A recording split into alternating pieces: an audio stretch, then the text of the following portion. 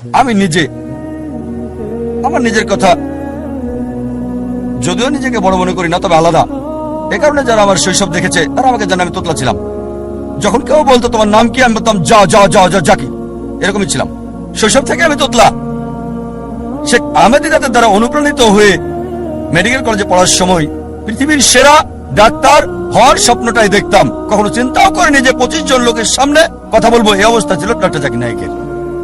স্বপ্ন দেখতাম পৃথিবীর সেরা ডাক্তার, বড় সার্জন হওয়ার। কখনো স্বপ্নেই ভাবিনি। স্বপ্নের ক্ষেত্রে যে কোনো স্বপ্ন আপনারা দেখতে পারেন, তবে 25 জনের সামনে কথা বলার মতো স্বপ্ন আমি কখনো দেখিনি। আলহামদুলিল্লাহ, আল্লাহ সুবহানাহু ওয়া তাআলার সাহায্যে শেখ আহমেদ দিদাতের দ্বারা অনুপ্রাণিত হয়ে এখন আল্লাহর ভৃত্য অনুগত। মাশাআল্লাহ, কথা বলি শত শত হাজার হাজার লাখ লাখ লোকের সামনে। মাশাআল্লাহ, এখানে দেখতে পাচ্ছেন 1 লাখেরও বেশি।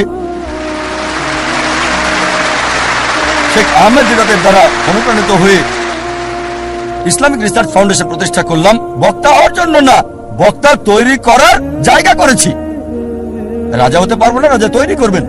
আমি বক্তা হতে পারবো না, তাই বক্তা তৈরির জন্য অর্গানাইজেশন করেছি। আল্লাহর পরিকল্পনা ছিল, প্রথম বক্তা কথা বলতে পারছিলেন না, আমি বাধ্য হয়ে মঞ্চে গেলাম। আর বুঝতে পারলাম দাওয়ার কাজ করছি, অমুসলিমদের সাথে মুখে জড়তা নেই। যখন মুসলিমদের সাথে কথা বলছি তখন আছে, অমুসলিমদের সাথে কথা বলে তোতলাই না আমি। যখন স্টেজে যাই, সাধারণত স্টেজে গেলে মানুষ তোতলায়। আলহামদুলিল্লাহ, আল্লাহ সুবহানাহু ওয়া তাআলার রহমতে আমি স্টেজে গিয়ে তোতলাইনি। তিনি দয়া করেছেন, আমাকে শরীরের ডাক্তার না করে আত্মার ডাক্তার করেছেন। আর শেখ আহমেদ দিদাত, আমি তাকে বললাম, আঙ্কেল, 1987 সালে প্রথম দেখা করি। আমি তার ড্রাইভার ছিলাম, চালক। যেখানে যেতেন আমি নিয়ে যেতাম যাতে সময়টা বেশি পাই। বললাম, আঙ্কেল, আপনি কেন এত এগ্রেসিভ? তিনি বললেন, বাবা, আমি এগ্রেসিভ না, আমি মিলিট্যান্ট। মিলিট্যান্ট শয়তানের সাথে 2 ভাবে যুদ্ধ করা যায়, পানি দিয়ে অথবা আগুন দিয়ে। আমি আগুন বেছে নিয়েছি। এটা ছিল তার উত্তর। আমি যখন দেওয়া শুরু করলাম, তার ম্যাটেরিয়াল ব্যবহার করতাম, তবে নরম হয়ে থাকতাম, খুব নরম, খুব দয়ালু। কোনো ফলাফল নাই। মেডিকেল কলেজে দাওয়া দিতাম, তারপর মিলিট্যান্ট হলাম। শেখ দিদাতের চেয়ে বেশি মিলিট্যান্ট। হায় আল্লাহ, কি পেলাম! মুসলিম বন্ধুরা সব দৌড়িয়ে পালিয়ে যেত, আর আমি অমুসলিমদের সাথে একা। মিলিট্যান্ট হওয়ার একই ফলাফল পেলাম। মাশাআল্লাহ, আল্লাহ আমাকে পথ দেখিয়েছেন। স্টেজে এসে আমি নরম হয়ে যাই, এত নরম হই যে প্রশ্নকারীরা গালমন্দ করলে আমি হাসতাম। শেখ আহমেদ দিদাত আমাকে দিলেন টাইটেল। প্রথমে দিলেন দিদাত প্লাস, তারপর আবার যখন দেখা হলো, বাবা, তারা তোমাকে গালমন্দ করছে, অভিশাপ দিচ্ছে, তুমি হাসছো, আবার টাইটেল দিলেন। আমার যা করতে লেগেছে 40 বছর, তুমি তা করে ফেলেছো 4 বছরে। আর আলহামদুলিল্লাহ, যদি আমার ব্যাপারে দেখেন, আমার পছন্দটা, আমি এমন লোক যে সবসময় চেয়েছি সেরাটা, কখনো 2 নম্বরটা চাইনি, সেরাটা। শৈশব থেকে এই সেরাটা বাছাই করেছি। এখন আমি আমার আকাঙ্ক্ষাকে আল্লাহ সুবহানাহু ওয়া তাআলার দিকে ফিরিয়েছি। একেবারে সেরা ক্যামেরাটা চেয়েছি, সেরা যন্ত্রপাতি, সবচেয়ে ভালো পরিবেশ আল্লাহর বার্তা প্রচার করার জন্য সেরা কনফারেন্সটা করতে চেয়েছি। এই কারণে এই কনফারেন্স আমরা এখানে করছি। ধরেন গ্র্যামি অ্যাওয়ার্ডস এবং অস্কার অ্যাওয়ার্ডস, এদের উদ্দেশ্যটা হারাম, তবে তাদের প্রযুক্তি প্রশংসা করার মতো। বললাম, কেন আমরা করতে পারবো না আল্লাহ সুবহানাহু ওয়া তাআলার জন্য? উদ্দেশ্য ভিন্ন, আল্লাহ সুবহানাহু ওয়া তাআলাকে খুশি করা। পৃথিবীকে দেখাতে চাই যে আমরা মুসলিমরাও আলহামদুলিল্লাহ করতে পারি। এমন না যে এগুলো ছাড়া দেওয়া হবে না, হবে। আমরা দেখাতে চাই যে আমরা আল্লাহ সুবহানাহু ওয়া তাআলার জন্য সেরাটা চাই। সবচেয়ে ভালো অফিস করতে চেয়েছি, এজন্য সবচেয়ে ভালো অফিস করেছি। ব্যবহার করেছি ইটালিয়ান মার্বেল। আমার অফিসে ইটালিয়ান মার্বেল, ইসলামিক রিসার্চ ফাউন্ডেশনে। আমার বাড়িতে ইটালিয়ান মার্বেল নাই। কেন? যে স্থানে মানুষ আল্লাহ সম্পর্কে জানতে আসে, তাদের সেরাটা দিতে চেয়েছি। সে সময় 1990-এর দিকে ইন্ডিয়াতে ইটালিয়ান মার্বেল মুসলিম অফিসে শুনি নাই। সামান্য দিয়ে শুরু। আমাদের অফিস ছিল মাত্র 20 থেকে 25 বর্গ মিটারের। 25 বর্গ মিটার অফিস ছিল, একজন কর্মচারী। এখন মাশাআল্লাহ, আল্লাহর দয়ায় এখন 400-রও বেশি এমপ্লয়ি। মাশাআল্লাহ, সবচেয়ে বড় দাওয়া প্রতিষ্ঠান। মাশাআল্লাহ, আল্লাহ সাহায্য করেছে। স্কুলে আমি ভালো বিতার্কিক ছিলাম, খুবই ভালো। উদ্দেশ্য কি ছিল? বিতর্কে জয়ী হওয়া। উদ্দেশ্য পরিবর্তন করেছি, দিন প্রচারের চেষ্টা করছি। সত্য দিন ফলাফল পাচ্ছি। প্রথমে আমি ঘুমাতাম 5 ঘন্টা 6 ঘন্টা মেডিকেলের সময়, এখন ঘুমাই মাত্র 3 ঘন্টা আল্লাহর জন্য।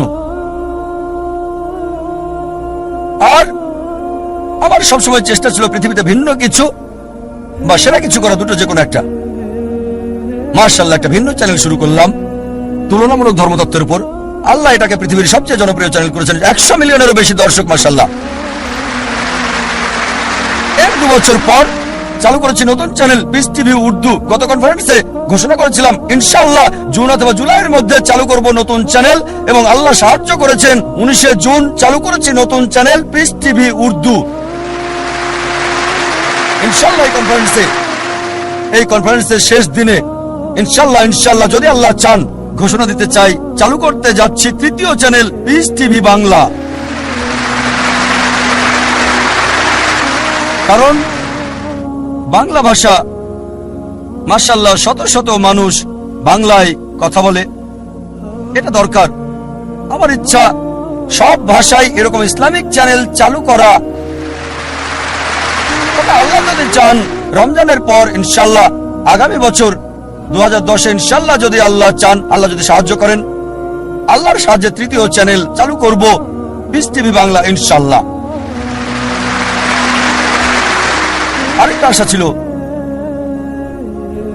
চ্যানেলের পাশাপাশি একটা স্থান থাকবে যেখানে মানুষকে জীবনের আসল লক্ষ্যের শিক্ষা দেওয়া হবে। তাই স্কুল চালু করেছি, ইসলামিক ইন্টারন্যাশনাল স্কুল। উদ্দেশ্য আল্লাহ সুবহানাহু ওয়া তাআলার সন্তুষ্টি। আল্লাহকে খুশি করার মধ্য দিয়েই দেখবেন আল্লাহ আখিরাত এবং দুনিয়াতেও পুরস্কার দান করবেন। এই ইচ্ছা নিয়েই স্কুল চালু করেছি যে ইনশাআল্লাহ ইসলামিক ইন্টারন্যাশনাল স্কুলের প্রত্যেকটা ছাত্র, বোম্বেতে 400-এর বেশি, চেন্নাইয়ে 250-এর বেশি, ইনশাআল্লাহ তাদের সবাই 100 গুণ বেশি ভালো পাবে শিক্ষা এবং পরিবেশ জাকির নায়েকের চেয়ে। এটা আল্লাহর হাতে, তিনি জাকির নায়েক বানাবেন কি তারও বেশি। তবে আমাদের উদ্দেশ্য তাদের ভিত্তি করে দেওয়া, ফাউন্ডেশন দেওয়া, যেখানে 100 গুণ ভালো সেবা পাবে, ট্রেনিং পাবে, ভিডিও পাবে, পরিবেশ জাকির নায়েকের চেয়ে।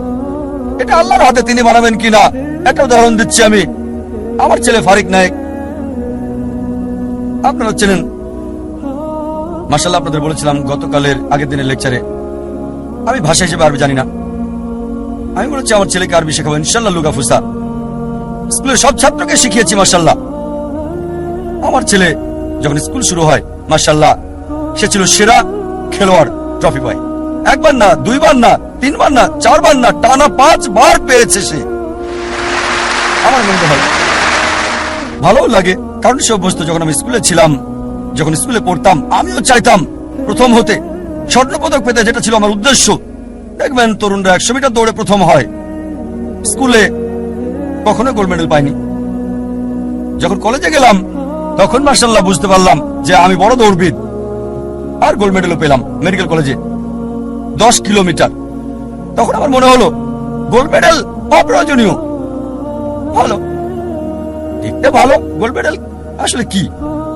10 কিলোমিটার লোকজন দেখে আসলে বড় কিছু না। তারপর শেখ আহমেদ দিদাতকে দেখলাম, এই মানুষটি আমার লক্ষ্য কেন্দ্র পরিবর্তন করেছে।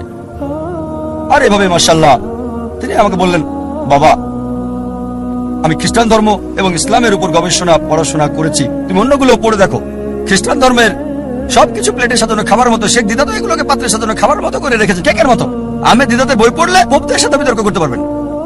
তারপর আমি হিন্দু ধর্ম, শিখ ধর্ম, জৈন ধর্ম, বিজ্ঞান, অন্যান্য বিষয়ে পড়লাম। মাশাআল্লাহ শেখ দিদাতের লেকচার দর্শক দেখে অভিভূত আমি। সবচেয়ে বেশি দর্শক হয়েছিল বার্মিংহামে, 12,000 মানুষ ছিল।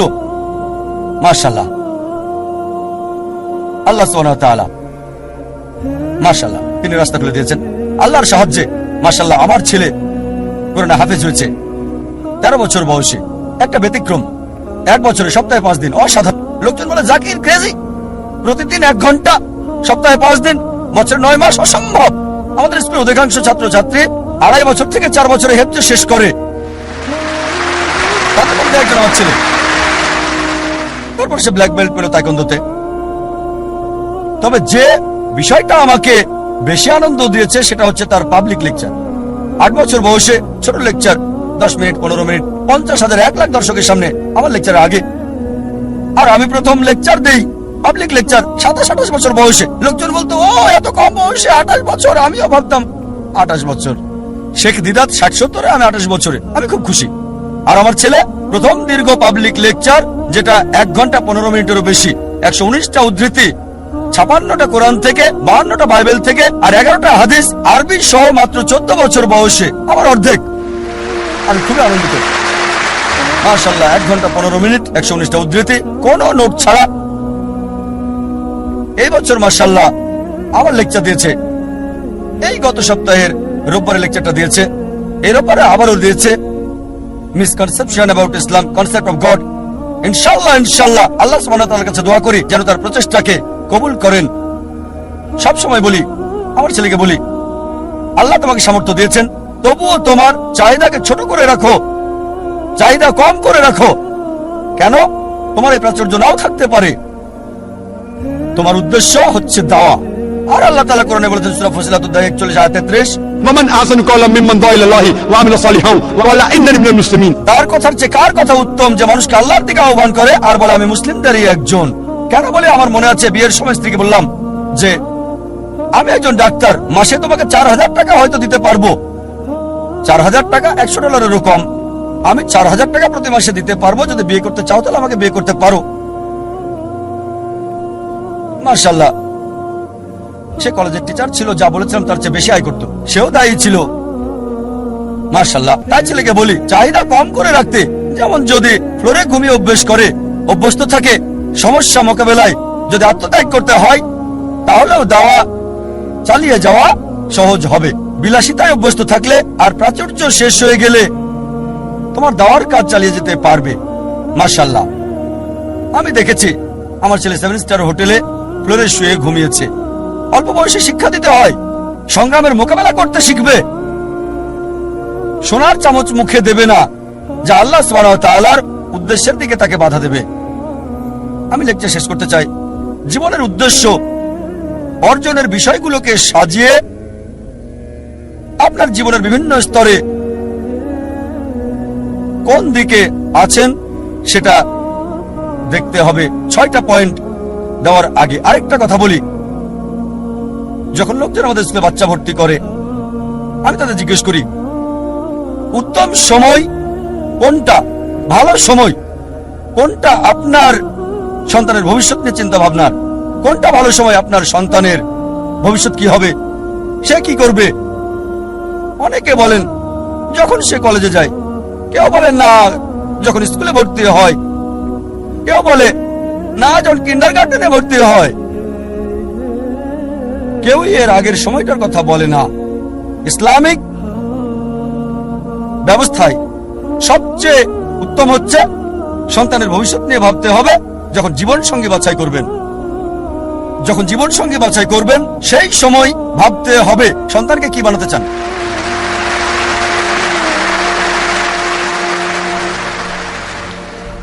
কারণ তার মা বাবা পিতামাতা তাদের আসল শিক্ষক। প্রথমে আপনাকে ভাবতে হবে, সেটা আসল সময়। আপনাকে সন্তানের ভবিষ্যৎ নিয়ে ভাবতে হবে। জীবনের উদ্দেশ্যগুলো সংক্ষেপে বলছি, যা একজন মানুষকে ভাবতে হয়। 1 নাম্বার হচ্ছে যখন শিক্ষা দেবেন, দেখতে হবে কোন প্রতিষ্ঠানে পড়াচ্ছেন। স্কুল, কলেজ, যেটা দুটোরই সুযোগ সৃষ্টি করবে আখিরাত এবং দুনিয়া। শুধু এই দুনিয়ার ডিগ্রি আপনাকে সাহায্য করবে না। এমন একটা স্কুলে দেন যেখানে দুনিয়া এবং আখিরাত দুটোই হয়। আর ইনশাআল্লাহ এই উদ্দেশ্য নিয়ে শুরু করেছে ইসলামিক ইন্টারন্যাশনাল স্কুল। আর যদি আল্লাহ চান আমাদের স্কুলের আরো শাখা বাড়ানো হবে। দ্বিতীয় হচ্ছে দেখবেন তার বন্ধুদেরও যেন একই জীবনের উদ্দেশ্য থাকে। বন্ধু হতে হবে ইসলামিক। যখন বড় হয় এমন প্রতিষ্ঠানে যোগ দেবে যার লক্ষ্য এবং উদ্দেশ্য কোরআন এবং সহিহ হাদিসের ভিত্তিতে। ইসলামিক প্রতিষ্ঠানে যোগ দিন, তবে যুক্ত হওয়ার আগে দেখবেন সেই প্রতিষ্ঠান আল্লাহ সুবহানাহু ওয়া তাআলার কোরআনের নির্দেশ এবং নবী মুহাম্মদ সাল্লাল্লাহু আলাইহি সাল্লামের কথা মেনে চলছে কিনা। চতুর্থ হচ্ছে যখন পেশা বাছাই করবেন, আল্লাহ বলেন সূরা আল ইমরান অধ্যায় 3 আয়াত 104, তোমাদের মধ্যে যারা ভালো কাজ করার জন্য অন্যকে আদেশ করবে, মন্দ কাজে নিষেধ করবে, আর তারাই মূলত সফল কাম। আল্লাহ বলেন সূরা ফুসিলাত অধ্যায় 41 আয়াত 33, ومن أحسن قولا ممن دعا إلى الله وعمل صالحا وقال إنني من المسلمين। তার কথার চেয়ে কার কথা উত্তম যে মানুষকে আল্লাহর দিকে ডাকে, সৎকর্ম করে আর বলে আমি মুসলিম। এমন পেশা বাছাই করতে হবে যেটা আল্লাহ সুবহানাহু ওয়া তাআলার দিকে নিয়ে যায়, আল্লাহ সুবহানাহু ওয়া তাআলার বার্তা পৌঁছে দেয়। তার চেয়ে আর কখনো কোনো ভালো পেশা হতে পারে না। 5 নম্বর, একই উদ্দেশ্য আছে এমন জীবন সঙ্গী বাছাই করতে হবে, একই লক্ষ্য আল্লাহ এবং তার রাসূল, আল্লাহ কেন্দ্রিক। আর 6 নম্বর পয়েন্ট, কোরআনের আয়াত দিয়ে আলোচনা শেষ করতে চাই। সূরা আনাম অধ্যায় 6 আয়াত 162 বলা হয়েছে, إن صلاتي ونسكي ومحياي ومماتي لله رب العالمين। আমার নামাজ, আমার কুরবানি, আমার জীবন, আমার মৃত্যু আল্লাহর জন্য, বিশ্ব ব্রহ্মাণ্ডের মালিকের জন্য। ওয়া আখিরু দাওয়ানা আলহামদুলিল্লাহি রাব্বিল আলামিন।